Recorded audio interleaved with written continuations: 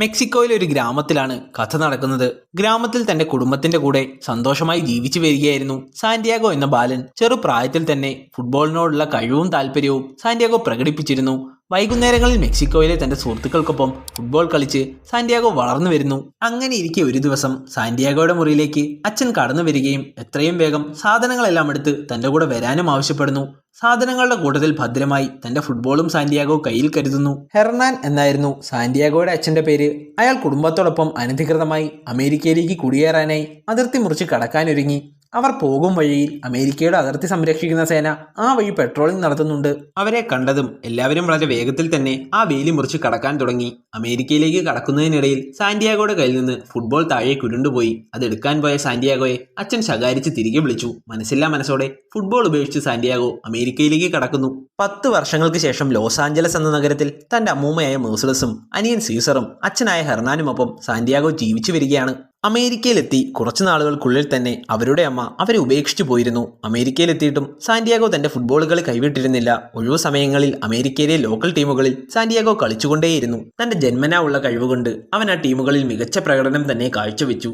ജീവിക്കാനായി അച്ഛന്റെ കൂടെ ഗാർഡനിങ് ജോലിക്കും അതുപോലെ റെസ്റ്റോറന്റിൽ പാത്രം കഴുകാനും സാന്റിയാഗോ സ്ഥിരമായി പോയിരുന്നു. അങ്ങനെ ഒരിക്കൽ കളി കഴിഞ്ഞ് വീട്ടിലേക്ക് വരുമ്പോൾ അച്ഛനൊരു ട്രക്കിന് വില പറയുന്നത് സാന്റിയാഗോ കാണുന്നു. വീട്ടിലെത്തിയ സാന്റിയാഗോ അച്ഛൻ എന്താണ് പുറത്ത് ചെയ്യുന്നതെന്ന് അമ്മൂമ്മയോട് തിരക്കി. അച്ഛൻ പുതിയൊരു ട്രക്ക് വാങ്ങാൻ പോവുകയാണെന്നും വാങ്ങിക്കഴിഞ്ഞാൽ നിങ്ങൾക്ക് ഒരുമിച്ച് ജോലി ചെയ്യാൻ സാധിക്കുമെന്നും അമ്മൂമ്മ പറഞ്ഞു. സാന്റിയാഗോയ്ക്ക് അതിൽ തീരെ താല്പര്യമുണ്ടായിരുന്നില്ല. സ്വന്തമായി ഒരു ബിസിനസ് ചെയ്യുകയാണെങ്കിൽ അമേരിക്കയിൽ ഗ്രീൻ കാർഡ് വേഗത്തിൽ കിട്ടുമെന്ന് അനിയനും പറഞ്ഞു വെക്കുന്നുണ്ട്. അപ്പോഴാണ് അച്ഛൻ അങ്ങോട്ടേക്ക് കടന്നു വന്നത്. അമ്മൂമ്മ മകനോട് എന്തായി കച്ചവടമെന്ന് തിരക്കി. വില കൂടുതലായതുകൊണ്ട് കച്ചവടം നടന്നില്ല എന്ന് അദ്ദേഹം മറുപടിയായി നൽകി. പതിവ് പോലെ സാന്റിയാഗോ ജോലിക്കായി റെസ്റ്റോറന്റിലേക്ക് പോയി. അവൻ അവിടെ 6 മാസമായി ക്ലീനിങ് ജോലി ചെയ്യുകയാണ്. അവൻ മാനേജറിനോട് തന്നെ ഒരു വെയിറ്റർ ആക്കാമോ എന്ന് അപേക്ഷിച്ചെങ്കിലും അതൊരു ചൈനീസ് റെസ്റ്റോറന്റ് ആയതുകൊണ്ടും അവന് ഗ്രീൻ കാർഡ് ഇല്ലാത്തതിനാലും അതിന് സാധിക്കില്ല എന്നായിരുന്നു മാനേജറുടെ മറുപടി. നിരാശയോടെ അവന് ആ ജോലി തുടരേണ്ടി വന്നു.